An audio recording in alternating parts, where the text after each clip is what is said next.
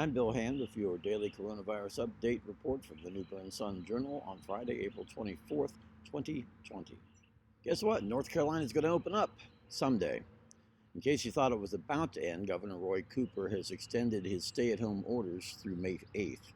If he is satisfied with how things are going at that point, however, we will enter Phase 1, which opens many businesses on a limited basis and allows more personal travel.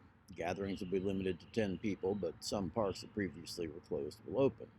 The public will be advised to wear face masks in places where it is not possible to keep a distance of at least 6 feet. Phase 2 will not come in until at least 2 to 3 weeks after. It will lift the stay-at-home order, but with strong encouragement for vulnerable populations to still stay at home. Restaurants, bars, and fitness centers will be allowed a limited opening, and churches and other gathering places will be open for venues with a reduced capacity, and playgrounds will finally reopen. The number of people allowed at gatherings will increase. Phase 3 will wait until at least 4 to 6 weeks after Phase 2, which will put us well into June. It will lessen restrictions on the vulnerable population and allow increased capacity at restaurants and other businesses, as well as churches, and further increase the number of people allowed to gather together. No word on schools, but the governor expects to make an announcement soon. 2 roads diverged in the wood, and I took the one NCDOT couldn't afford to fix. That has made all the difference.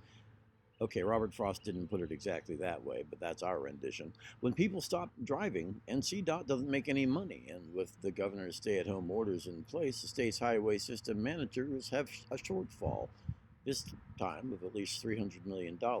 As a result, NCDOT is putting off about 50 major projects, according to Daily News writer Chris Miller.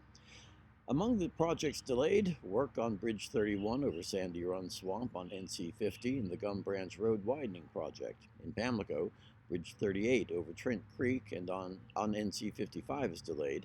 And in Craven, the $123.4 million project to upgrade the roadway to freeway and the $19 million project on US 70 from I-40 to Morehead City ports have been delayed. Anthony Prince, Jacksonville's Transportation Services Director, admits this is going to leave some property owners who have negotiated the sale of their property to NCDOT in limbo. If anyone has questions about that, they need to call NCDOT at 910-341-2000. As we mentioned yesterday, business is down at the Coastal Carolina Regional Airport, down by 95% as far as the number of passengers flying out goes. In fact, the airport itself is only taking in about $45,000 per month when it normally operates on $250,000. But Airport Director Andrew Shorter says the airport is handling the situation fine between organization through the Airport Authority and funds from the CARES Act. So if you're one of a dozen or so still relying on the airport, don't worry, it's not going to close. The Small Business Administration is offering firms employing 500 or fewer workers low-interest loans of up to $10 million to get them through the coronavirus shutdown, and that is through the Paycheck Protection Program. Now, if you're one of the people applying for that loan and you're confused about it, you're not the only one. Business owners have a lot of questions, and the PPP loan, like most things created by bureaucracy, isn't working quite as smoothly as we'd been promised. USA Today's Ledyard King has written an article that answers a lot of those questions for you, however, more than we can cover right here, and it's carried on the Sun Journal website under an article titled, quote, "Confused by the federal government's small business loan? You're not alone.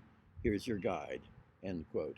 So give your fingers some exercise by typing that into our search engine at newbernsj.com, and you'll get an important little education. They're giving a COVID-19 vaccine a trial in Seattle. No word if Meredith Gray is among the doctors doing that. Volunteers who got a first shot of the potential virus have now gotten a second shot, which is a sign the trial is going well. The study is being led by Lisa Jackson at Kaiser Permanente's Vaccine Clinic and Evaluation Unit. The vaccine, called RNA 1273, was developed by scientists at the National Institute of Allergy and Infectious Diseases and at Moderna Incorporated in Cambridge, Massachusetts. It's given in 2 doses because the virus which causes COVID-19 is new and no one has been exposed to it before. The first shot basically gives your immune systems a heads up, while the second, administered 28 days later, teaches the body to produce antibodies if you are exposed to the virus, or something like that. Don't get your hopes up too quickly. Even if it works, the volunteers will be followed for 13 months to make sure there are no serious side effects before there's any likelihood it will be available to the public. And finally, the COVID-19 count as of April 23rd.